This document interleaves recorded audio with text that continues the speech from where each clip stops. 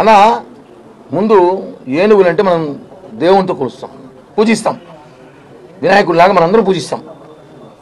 ఏనుగులతో అందరూ తెలిసిన విషయమే, అది ఏనుగునే కానీ మనం వినాయకుడు అంటాం.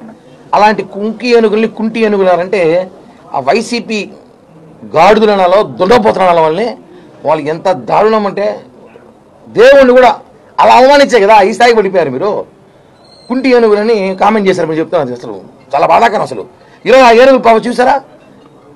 మీరు గతంలో ఇంతమంది మంత్రులు ఉన్నారు, ఒక్కడన్నా పంటను కాపాడరా?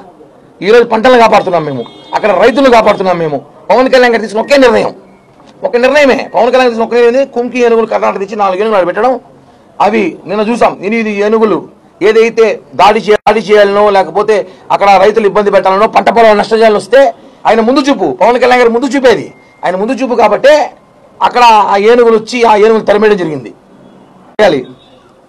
చంద్రగిరిలో రైతుల మీద ఏనుగులు దాడి చేసింది మొన్న. దానికి ఒక వ్యక్తి మాట్లాడుతూ కుంకి ఏనుగులు ఏడున్నాయి అంటాడు. మరి వెదవా, కుంకి ఏనుగులైన హెలికాప్టర్లో విమానాలు వస్తాయి, అడిగా తీసుకురావాలి కదా. పలమనేరు నుంచి చంద్రగిరి రావాలంటే ఈజీ కాదు, ప్రాసెస్ ఉన్నది. కుప్పంలో ఏనుగులు దాడి జరిగిందంటే ఆ ఏనుగునే పలమనేరులో తీసుకుపోవాలి కదా, దానికి లారీ పెట్టాలి, ఆఫీస్ సంతకం పెట్టాలి. మీలాగా అవినీతి దోచేయచ్చా?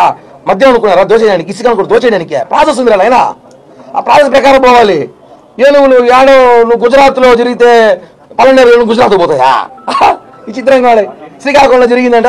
ఇక ఏనుగులు అన్ని చోట్ల కుంకి ఏనుగులు పెడతాం, ఆ ప్రయత్నం చేస్తున్నాం. అంతేగాని మేమైనా ఏనుగులు ఇలా విమానంలో కానీ హెలికాప్టర్లో కానీ తీసుకొచ్చి సదుపాయం ఉంటే చెప్పండి, చేస్తాం. చెప్పండి, ఏనుగుని ట్రాన్స్పోర్ట్ చేసే హెలికాప్టర్ విమానాలు ఏమైనా ఉంటే చెప్పండి, తీసుకొచ్చి వెంటనే ఎక్కడైనా ఏనుగులు దాడి చేస్తే కుంకి ఏనుగు స్వయం దించేస్తాం అక్కడికి. చెప్పండి, లేదు కదా. మళ్ళీ మీరు మాట్లాడుతుంది ఏనుగుల గురించి మాట్లాడతారు, దున్నపోతులు గాడిదలు.